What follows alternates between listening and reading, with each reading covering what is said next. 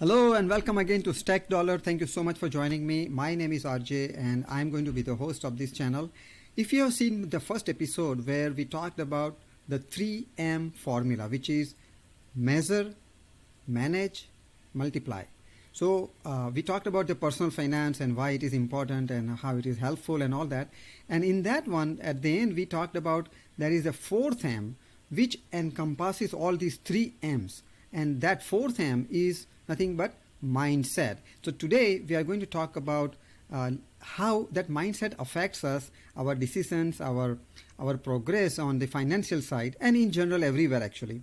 So let's dive into this wonderful journey of mindset. So as you can see on the screen, and of those who don't see it on the screen, let me explain. So we call it brain, but if you dig deeper, there are three sections or three types of brains, we can say. The first, the frontal lobe, is actually the latest brain, right? That is helpful. It is kind of a rational brain, you can say. It helps our logical thinking, decision making, things like that works from the frontal lobe.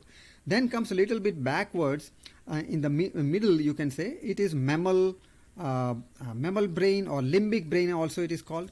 That is more responsible for our emotions, our pleasure, avoiding pain, seeking pleasure, our belief systems, things like that. And then on the back side, which is actually connected to the to our spinal cord, that is called reptile brain, and that is the oldest part. It is helpful for our survival. It is responsible for our fear.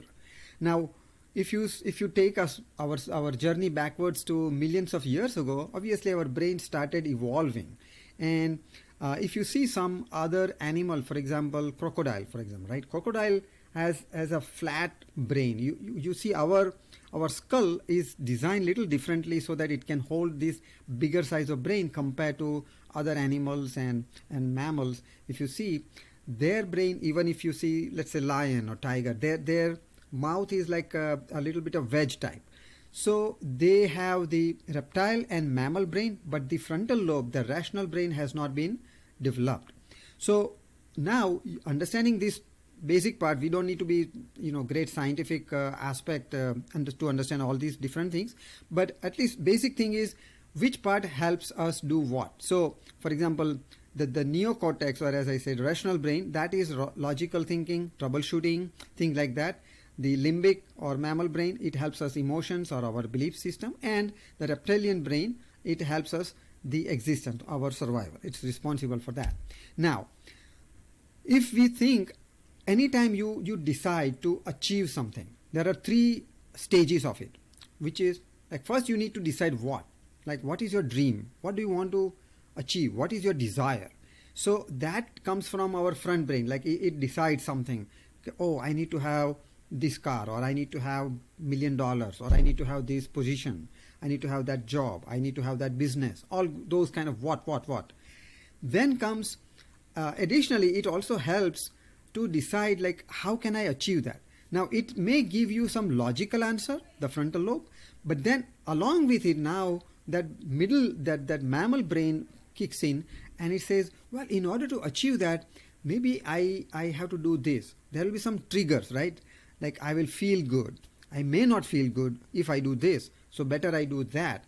So now it's not a pure decision, it's not like a robotic functionality that you say, okay, I will do this. It's not robotic thing. Your feelings are also attached to it. So when you feel something, that is attached to that decision making. And then the third part comes in, which is also now you're trying to analyze, like, why should I do this, or why is that emotion coming in, why it is kicking in. If you dig deeper, there will be some fear or some emotion that gets blended. So in some cases you may want to do something, but then there is a fear, like, oh no, if I do this, maybe it will happen this way. And that fear kicks in from that reptile brain. So it prevents you. It is like that subconscious. It will protect you. It is trying to protect you in general. But the problem is, it was protecting us when we were working, roaming in the jungle, when you never know when the tiger and lion will attack you from wherever. So it is always looking out for a fear. Is there any danger? Is there any danger? That is its function, and that's what it is doing. The problem is now we are no longer in a jungle, and we don't have to worry about any tiger jumping around from the window. But still, that function of that brain is still with us, even though it is back of our skull. It is working, and that is trying to protect us in all other steps that we are trying to take. So now what happens is, when we decided to do something, you either you may feel good or bad about doing that or achieving it, but at the same time you say, oh, what will be the price I have to pay for it, right? What will happen? For example, a lot of people think, making money is not good.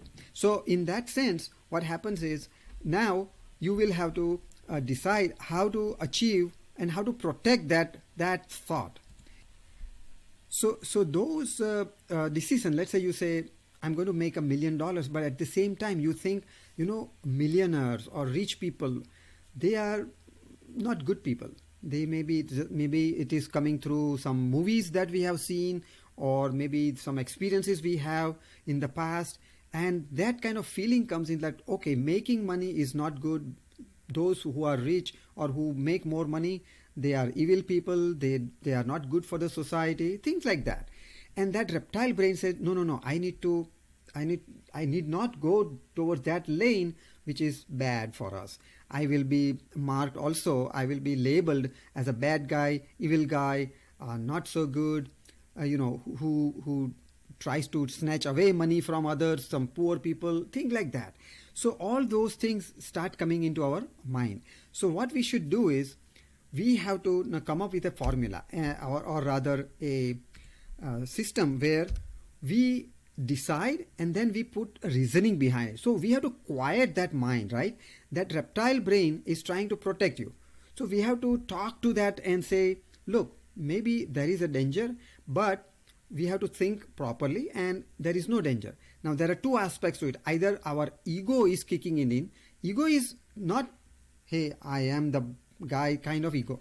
Ego is our self, and that is what it is trying to protect. So this is more of a philosophical talk I'm doing, but this is going to be attached to our financial aspect. So please bear with me. Now let's think a very simple thing, like if I earn more money, what will happen?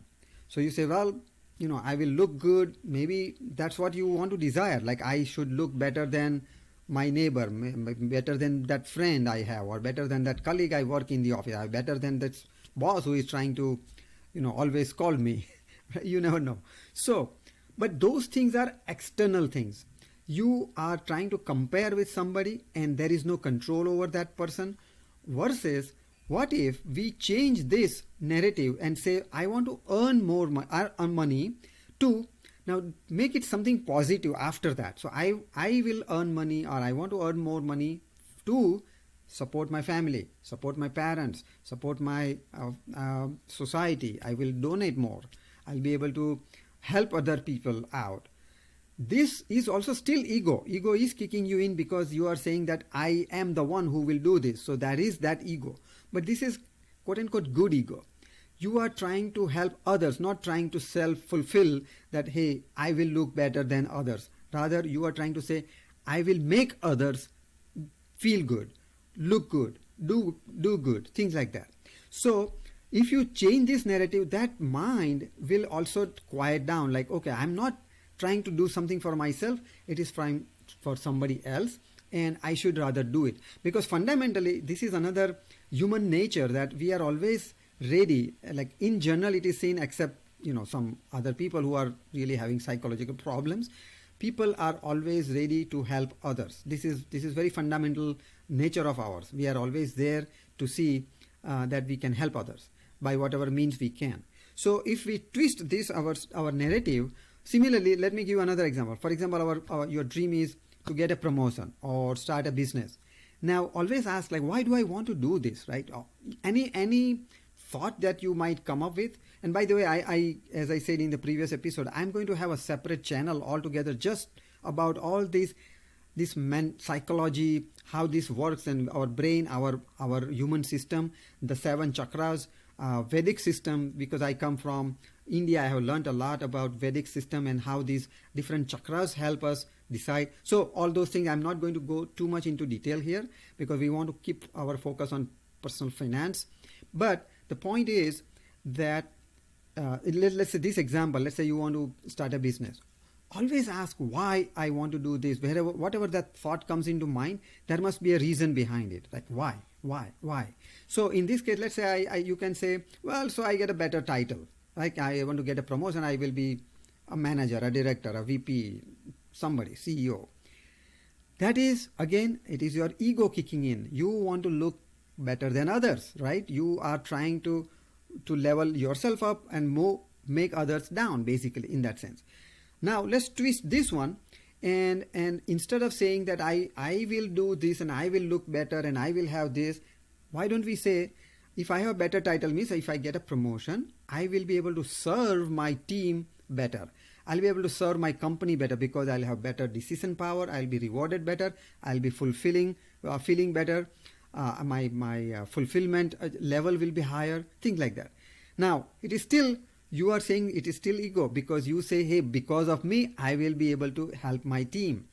But that ego is better than I will look better type of ego. I hope you are trying to get the idea.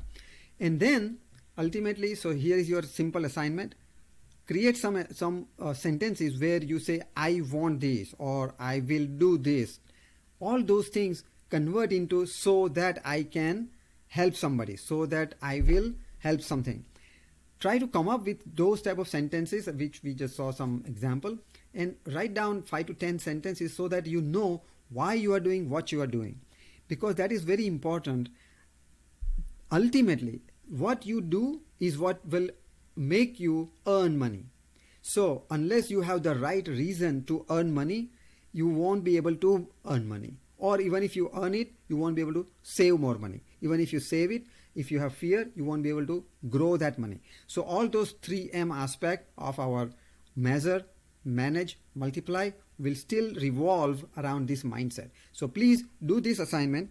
And at the end, I want to put, as I said, we will always be action oriented in this channel. So lastly, I will say here is another action step. And let's say you have made a decision, right? I want to do this. I want to make certain amount of money. I want to get a new job. I want to start a business, whatever that is. Make that decision. And then now you have to make a commitment. You see, a lot of people make a decision. It is just that 31st January, 31st December, 1st January resolution that I'll go to a gym. That's my decision. But how many people do really commit to that? People start going on January, February. By March, it is said that 90% of people who join gym, they don't use it anymore. So because there is no commitment to it. So you need to do a commitment. And here is on the screen I have put in, and I'll also create a document that you can access this. It's a very simple task. But you need to put a contract with yourself and title it Commitment Contract with Myself. Start date, end date, when you start and when you want to finish it. So you need to give a timeline. You cannot keep it open-ended. I commit to something, your goal. I commit to get a new job. I commit to make $100,000. I commit to do by whatever that time frame in certain weeks, certain months, whatever that fits in. And here are some examples. I commit to write a book in 6 weeks. I commit to get a dream life partner in some months. It could be anything, but I would say focus on personal finance aspect. I kept it very generic here. And then you need to put that why behind it. So as I said, put my goal will help me to, and then dash. You need to fill this in. Example, my goal will help me to help my children get a better education. My goal will help me to serve the community better. My goal will help me to help my parents with their health. Whatever it is, try to come up with the reason behind it, and then say, my name, hereby commit myself to my goal mentioned above to do everything in my capacity and comply with the general rules without compromise. I understand that I am responsible for my life, and only I have the power to change my life. I will not blame anyone for my situation or condition I am in or I will be in. This is another big thing. you have to take responsibility for the situation you are in and you will be in. You cannot blame government, weather, climate, you name it. Ultimately, everything that happens is because of our decision either in the past or now, and that will affect your future. So please do this. As you can see, you can just make it, name it, signature, put a date. If you want to have like somebody else with you, like your friend or significant other, to also sign it so that they know that you are committed and you are going to follow this. You can also have somebody witness name, witness signature, and put a date. So I hope you like this idea. Again, this is just a start. We are going to dive into actual tools and techniques and strategies on how to measure, how to manage, how to multiply. Until next episode, thank you so much again. Please, please, please don't forget to subscribe if you have not yet done that, and also forward it to your friends, families who would like to be part of our larger community that we are going to build here. And until next episode, thank you.